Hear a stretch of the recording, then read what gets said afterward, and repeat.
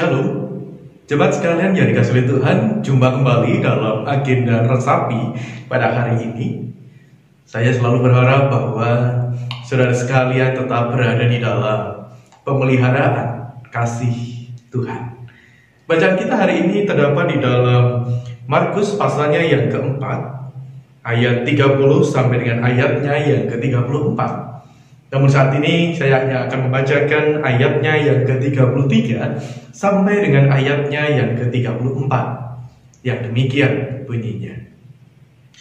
Dalam banyak perumpamaan yang semacam itu, ia memberitakan firman kepada mereka sesuai dengan pengertian mereka. Dan tanpa perumpamaan, ia tidak berkata-kata kepada mereka, tetapi kepada murid-muridnya ia menguraikan segala sesuatu secara tersendiri. Bapak Ibu dan saudara sekalian yang terkasih dalam Tuhan, sungguh menarik ketika berbicara tentang pendidikan. Baik itu pendidikan yang kita kenal di dalam jenjang pendidikan formal di sekolah begitu, ataupun non formal. Pendidikan di tengah-tengah keluarga, bahkan juga pendidikan di tengah-tengah aktivitas bergereja, sekolah minggu misalnya. Nah, kenapa ini menjadi satu hal yang menarik? Karena sebenarnya ketika berbicara tentang pendidikan, kita bukan hanya berbicara tentang kebutuhan saat ini, kita bukan hanya berbicara tentang situasi dan realita yang kita hadapi saat ini, tetapi juga berbicara tentang masa depan. Berbicara tentang sesuatu yang akan terjadi di kemudian hari. Oleh karena itulah, sebuah pembelajaran atau pendidikan yang baik adalah pendidikan yang bukan hanya bisa digunakan untuk menghadapi pergumulan saat ini, tetapi juga dipersiapkan untuk bisa mengantisipasi segala situasi yang akan terjadi di kemudian hari.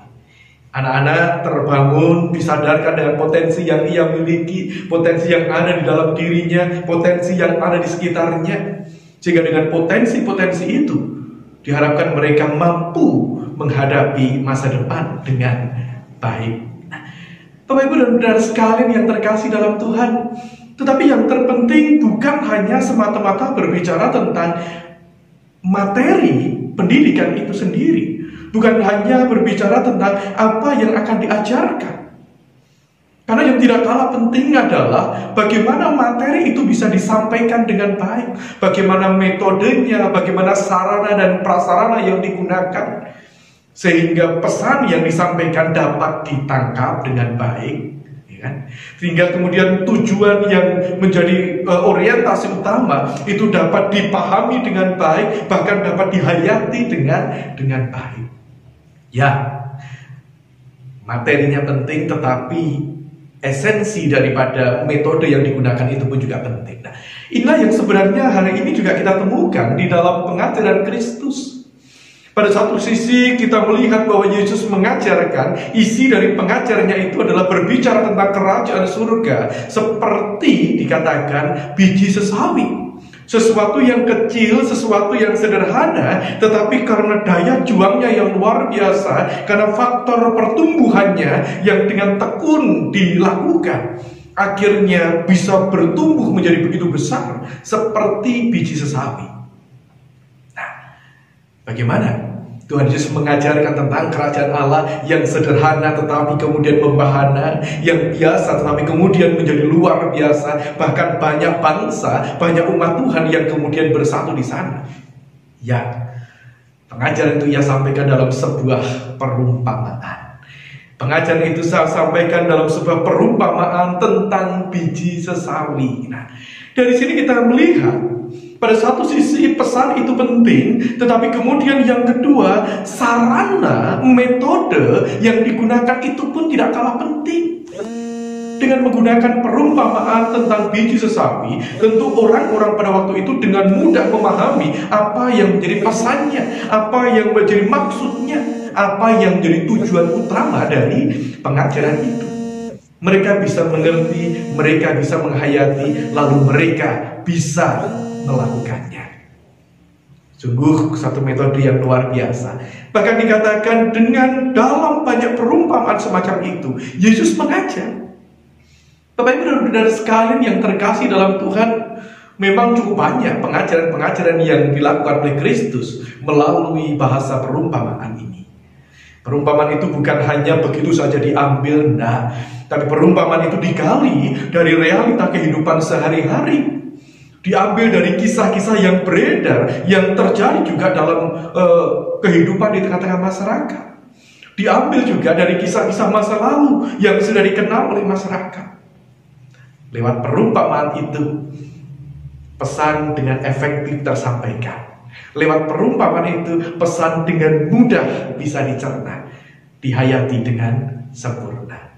Bapak Ibu dan Saudara sekalian yang terkasih dalam Tuhan, kembali pada bagian awal tadi, kita hidup dalam dunia pendidikan yang luar biasa. Di tengah-tengah keluarga, di tengah-tengah gereja, bahkan juga di tengah-tengah pelayanan melalui sekolah-sekolah yang kita kelola. Oleh karena itu, yang utama yang mau saya sampaikan pada saat ini adalah jangan hanya berbicara tentang isinya. Saya yakin kita semuanya siap dengan materi-materi yang luar biasa. Tetapi yang kedua, jangan pernah abaikan metode yang harus digunakan. Jangan pernah abaikan cara yang akan kita gunakan. Karena dengan cara yang efektif, pesan akan tersampaikan dengan baik. Anak-anak pada akhirnya akan siap untuk memasuki masa depannya, akan siap untuk menghadapi setiap tantangan-tantangan yang ada, dan terlebih daripada itu, mereka akan dimampukan untuk menjadi umat kesayangan Tuhan, mengisi masa depannya. Mari semakin kreatif di dalam mengajar, dan mari semakin kreatif menemukan realita kehidupan keseharian untuk kita menyampaikan pengajaran yang daripada Tuhan. Tuhan memberkati. Mari kita berdoa. Bapa yang bertata di dalam kerajaan surga, kami datang kepadamu. Mohon berkat-Mu, supaya Engkau memampukan kami untuk mengajar generasi masa depan dengan kebenaran firman Tuhan. Mampukan kami untuk senantiasa menemukan cara dan metode-metode yang kreatif, yang inovatif, supaya pesan yang kami sampaikan dapat dipahami, bahkan dapat dengan jelas mereka hayati untuk kemudian mereka lakukan. Tolonglah kami. Di dalam nama Tuhan Yesus kami berdoa. Amin. Jemaat sekalian, selamat berjuang untuk menemukan berbagai macam metode-metode yang kreatif, sehingga pengajaran firman Tuhan yang kita bawakan semakin dipahami dan dimengerti. Tuhan memberkati.